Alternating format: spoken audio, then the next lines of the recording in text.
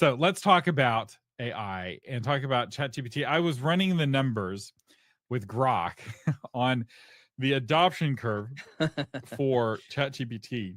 And this is a curve that I've been seeing my whole life because the internet and the personal computer all blew away technologies like radio and the television in terms of how long it took them to get to a million users or 10 million users or whatever. And Facebook was the most famous because it just seemed like this hockey puck, this hockey stick that went straight up. But if you chart Facebook against ChatGPT, ChatGPT makes Facebook look like that long, slow adoption curve for TV, particularly if you chart it to 800 million users. So what has been remarkable is just how quickly ChatGPT has become popular all around the world. So 800 million users, for some context, is the population of the United States doubled with like another 100 million people on the side. So like doubling the population of the United States and tripling the population of Canada, putting it all together,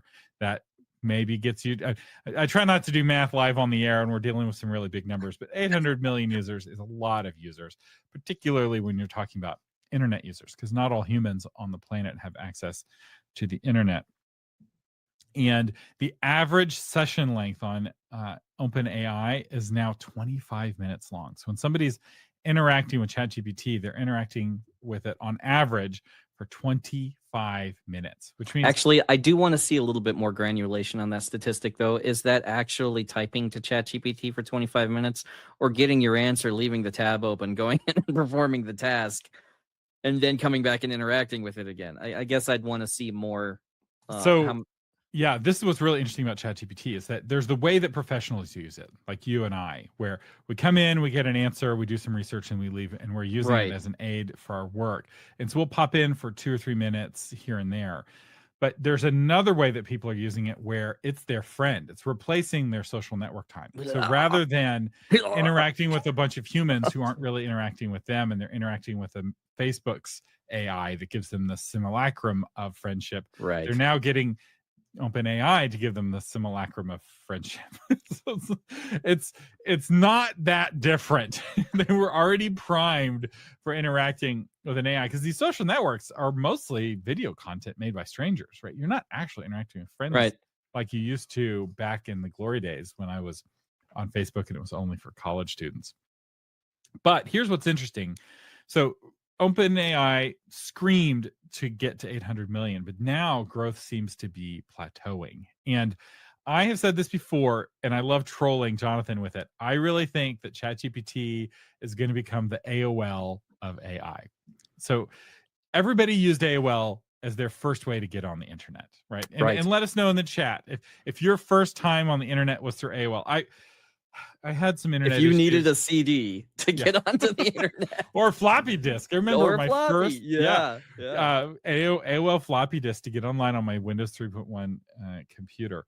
Now I will say I had a tech coming over to help troubleshoot some internet issues that we were having, and this guy was in his 20s, and I was like making some reference to AOL, and then I was like, "You remember AOL and dial-up, right?" And he was like, "No," and I suddenly felt very old.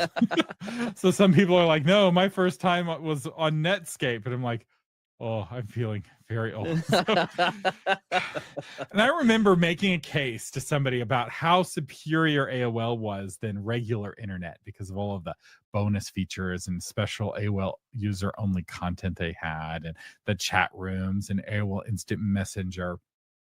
And that's a lot how ChatGPT is. And what happened was the open internet had millions of websites compared to what the hundreds of thousands of content portals on AOL. And every one of those websites ended up being better in its own little vertical than AOL could compete with.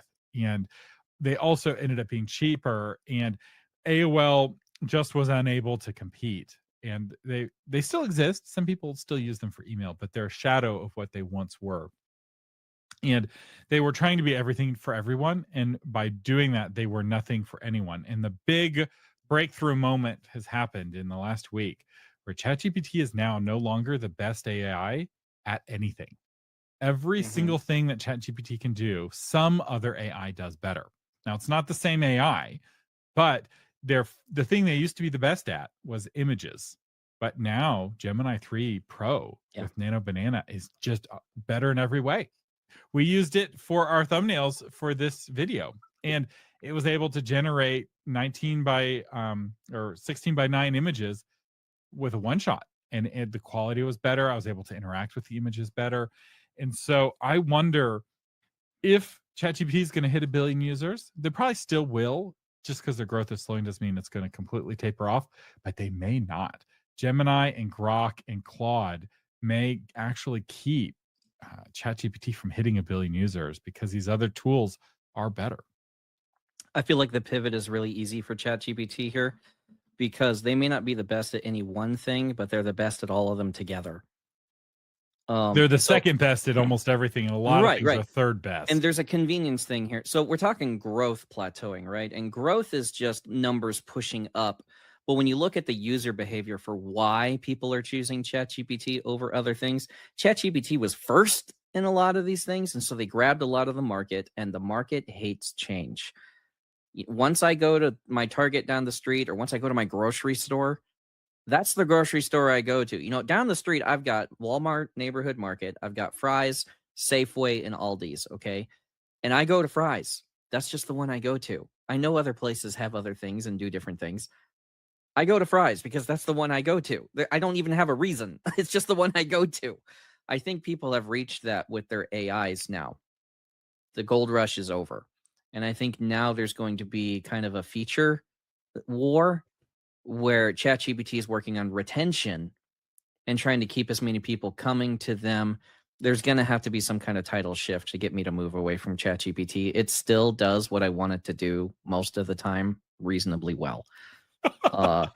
Critics rave. It still does what you want it to do most of the time reasonably well. But I don't have to go to 5 or 6 logins. I don't have to remember what I use this AI model for. And that's more of a technician view of it. So people who are working in depth on particular topics at level 4 or level 5, which is a linguistic term, sorry. If you're working at expert levels on those things, yeah, you're going to use Claude. Yeah, you're going to use Gemini. Yeah, you're going to use those things. But I'm not using it for those use cases. I'm a very general AI user, at least at this moment. And ChatGPT still takes care of my needs, and I'm not unhappy with it. It doesn't irritate me or annoy me. So just for the convenience, I'm sticking with ChatGPT. So yeah, they might see growth plateau. But in terms of user retention, I think it's one of those things where people just chose which one they were going with, and that's the one they go with. Now, Thomas has his AI harem. Which actually, I'm thinking about creating a new tier in the Patron Toolbox that would give you access to ChatGPT, Claude, Gemini, and Grok. Those 4 at least, maybe some others, with a non-sycophantic mode. So I take away the sycophancy of those tools, but otherwise let you interact with them directly. And my plan is the harem tier of your Patreon. I'm leaning towards Patron Toolbox Plus.